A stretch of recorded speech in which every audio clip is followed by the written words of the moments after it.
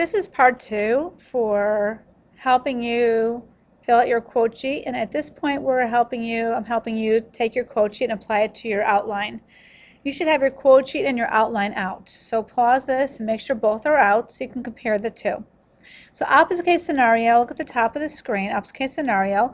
What should a character have done differently? That's what it really is. It's if they had done something differently, how would the story have changed? But you have to use evidence from the story to make an educated inference. It has to be logical. Use transitions to let the reader know you are changing courses. Transitions tell the reader you're no longer giving these examples from the story. You're now projecting, you know what, on the other hand, had the narrator did this, had Nikon's mother had done this, things would have been different. We have to be specific. Below is what the outline should look like after you finish with idea, introduction, deliver, explain, analyze. So that's the right there is the idea acronym. Simply write what I tell you on both of the quote sheet and this outline. Use my hints, clues, ideas to spark your ideas. Transition option, on the other hand. You have a transition sheet in your folder from the first week of school. Use that to help you out. Opposite case scenario, use a third new example. So you gave me 2 quotes, give me a new example.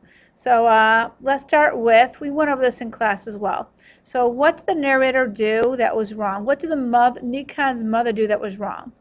Now that's what you should first state. What was the mistake? Now go to the results of the poor decision. Because of that poor decision, this is what happened to Doodle. This is what happened to Nikon. Now, what decision should have been made instead? So that's your opposite case scenario. What should have happened instead? What should the narrator or Nikon's mom have done instead? And if they had done this, positive changes, what positive changes would have been made had the characters made different decisions? So begin with, on the other hand, you want to use transitions to say we're going in a different direction. And then, how does this opposite case scenario prove your point? This is what the narrator did incorrectly.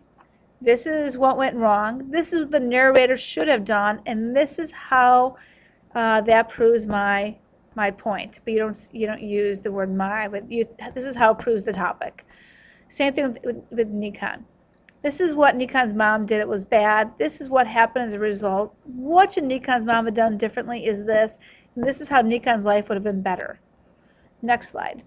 Counter argument, what would your critic most likely say to prove you're wrong? You have to predict what your critic would say before your critic says this so that you don't lose your reader. Then the rebuttal, why is your critic wrong? Why are you right? This is what the counter argument, our rebuttal section looks like. Use my clues, ideas from the quote sheet and the outline to help you write. This is what the outline looks like. Transition option, however, and you want to say, by the way, this is so important. Listen. You have to say, this is what critics would say. This is what opponents would say. This is what others would say.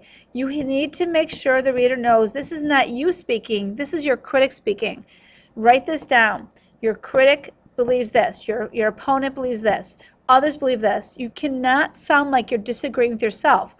I think the narrator is right. I think the narrator is wrong. I think the narrator is right. I think the narrator is wrong. You cannot be going back and forth with your topic. You just say that this is your opponent, not you. Now, transition option, nevertheless, there's your rebuttal. You know what? This opponent, critic, or these other people, they're wrong. I'm right. This is why. So, again, when you talk about your counter argument, say, this is my opponent speaking, not me. Rebuttal, this is why my opponent is wrong. Last but not least, freshmen and sophomores, you can skip the hook and bridge for now. We're going to go over to the next paper. If you know how to do this, go ahead.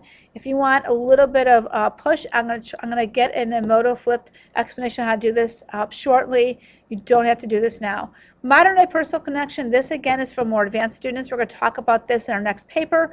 This has got to be this is a distinguishing feature that separates the C grades from the B and A grades, but not for this time. This time, I'm going to make this, you try your very best. I'm going to try to grade as fairly as I possibly can.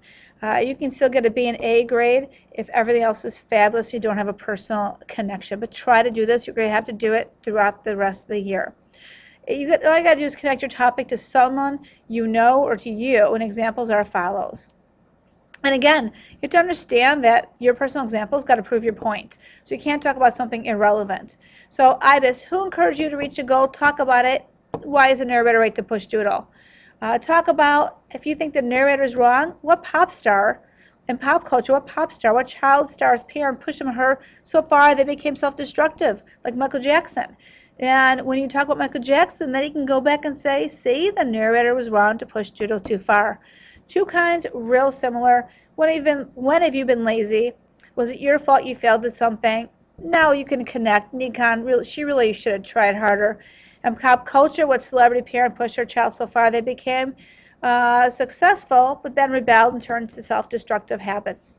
I'm sure you can find many child stars that have gone wayward, have done negative things after their fame, and say, hey, see, Nikon's mom should not have pushed her that hard. Okay, just try it. You know what? I'm not a real tough grader. If you get something on paper, you get a decent grade. You cannot learn unless you try it, you make a mistake, and you fix it. Remember, you try it, you fix it, and that's how you learn. So you read everything and you are still lost. What do you do? See me after school. We can work through this together. Replay this video. Go over the idea video. Reread the outline hints and the coaching hints. Just get something on paper. Turn this in no matter how little you have written. I'll pass back in a paper. I'll dissect it for you so you can see what you should have done. Learning is trying, making mistakes, finding out what the problem was, and trying again. Remember, in my packet, I explained what a lot of these difficult techniques are, like obfuscate scenario, counter argument, rebuttal. Look at that. And then see me after school. Come visit me and we'll do this together. Good luck, and I'll see you in class. Bye-bye.